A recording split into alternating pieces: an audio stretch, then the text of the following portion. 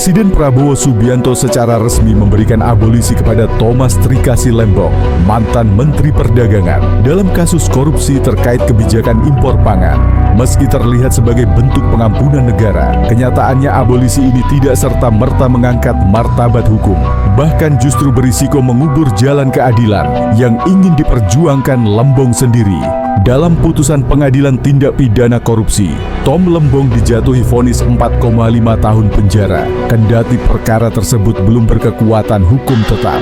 Lembong secara konsisten menyatakan dirinya tidak bersalah dan memilih naik banding, berharap jalur hukum akan mengungkap bahwa ia hanya menjalankan kebijakan struktural, bukan melakukan tindak pidana. Namun sebelum proses hukum itu selesai, negara menutup buku dengan stempel abolisi. Lembong memang bebas secara administratif, tetapi keadilan moral dan yuridisnya tak pernah selesai. Ia tidak dibuktikan bersalah, tapi juga tidak sempat membuktikan bahwa ia benar-benar tidak bersalah. Inilah ironi yang membayangi. Seorang terdakwa yang justru ingin diuji oleh hukum, dihentikan oleh kekuasaan. Kita tahu, kewenangan presiden untuk memberikan abolisi diatur dalam pasal 14 ayat 2 UUD 1945. Tetapi dalam praktik politik yang sehat, abolisi seharusnya digunakan sebagai jalan akhir untuk menghentikan ketidakadilan, bukan untuk menghentikan pembelaan diri seseorang terhadap tuduhan yang diyakininya keliru. Terlebih, perkara yang menimpa Lembong mengandung aspek kebijakan publik, bukan niat jahat pribadi.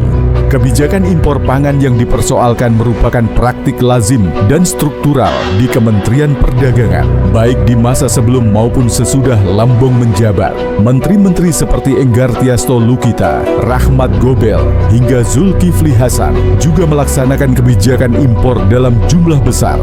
Bahkan Airlangga Hartarto, Menko Perekonomian, juga memainkan peran dalam koordinasi ekspor-impor komoditas nasional. Namun, hanya Tom Lembong yang ditarik ke pengadilan. Apakah ia memang satu-satunya yang bersalah, atau ia hanya menjadi target karena posisi politiknya sudah tidak inline dengan penguasa saat ini? Di sini letak keganjilan yang sulit disembunyikan. Banyak pihak membaca perkara Lembong bukan sebagai penegakan hukum yang murni, melainkan sebagai peradilan selektif. Sebuah sinyal bahwa ketidakselarasan politik dapat dibalas dengan proses hukum. Dan kini, abolisi seolah mengakhiri semuanya tanpa pernah mengungkap akar masalah atau motif sebenarnya. Justru karena itulah, abolisi ini menjadi presiden buruk.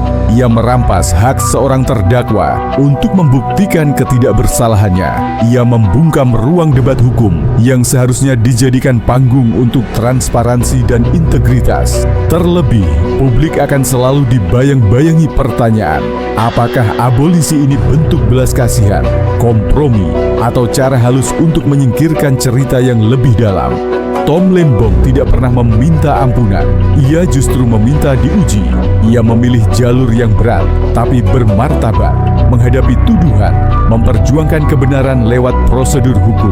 Tapi yang ia dapat adalah pintu keluar yang tidak ia buka sendiri. Bebas, tapi tidak dibenarkan. Keluar, tapi tidak dimurnikan. Hukum yang adil tidak hanya ditandai oleh vonis bersalah atau tidak bersalah, tapi juga oleh kesempatan bagi siapapun untuk membela dirinya sampai tuntas.